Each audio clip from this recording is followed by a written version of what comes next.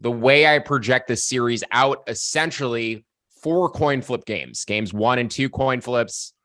Game 3, a coin flip as well.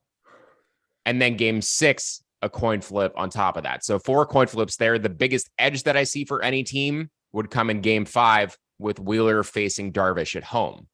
I would make the Phillies around 55.5% in that game. That's the biggest edge that I see in any of the starting pitching matchups for this series. Darvish would actually rate behind Musgrove and Snell for me in terms of how I would value them in terms of true talent level, most veteran experience there, whatever you want to give to him for that. But game 1, I favor Wheeler in the first 5 innings. There is a book out there that has plus money on that right now. I think it should be a pick'em price. If you get plus 110, plus 108 or better on the Phillies for the first 5 innings, that's absolutely a bet for me. Need to see where the weather shapes up. I would put this total around 7. But definitely the Phillies first 5 in game 1 is going to be a bet for me. And then beyond that, I think this ends up going 6 or 7 games. Should be a long series, lots of coin flip games. The Phillies, to me, have the deeper lineup. They have the better starting pitchers in the majority of the matchups. I make Nola better than Snell. I make Suarez about even with Musgrove. And then once you get to a game 4, as Anthony DeBundo called the vibes game, we will just see what happens. But Clevenger is an abomination, and the Phillies hit lefties better than they do righties. You don't really want to trot out Sean Manaea either.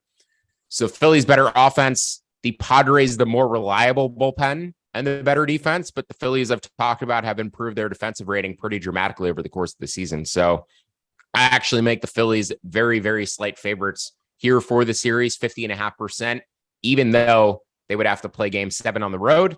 I think that big advantage coming in game 5, if it's tied 2-2, is really going to be what pushes them over. But the Phillies, for me, if you can get plus 107 or better for the series, I think that's fine. Said I make them very small favorites. There was a plus 110 out there. Plus 105 seems more appropriate. Yeah, game 1, I'm in agreement with Cirillo. I like the Phillies in that game pretty much anytime, anywhere you can get them plus money, whether it's first 5 or money line. In terms of the series, obviously, if you can get the Phillies plus money, you should absolutely do that. I'm going to probably wait to and live bet whoever loses game 1, essentially. Obviously, the Phillies have a starting pitching edge in game 1. Game 2, they probably have the starting pitching edge, but then things get a little bit dicier, and I think San Diego will mix and match their pitchers, mix and match the relievers a little bit better. I just think there might be value on San Diego if they lose game 1, while I do still favor the Phillies for the series.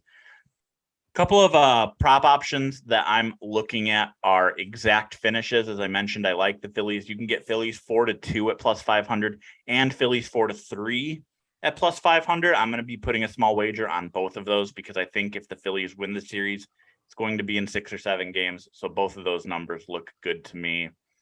Again, plus 500, split a unit on the 2 of them, and you're looking at a good spot there.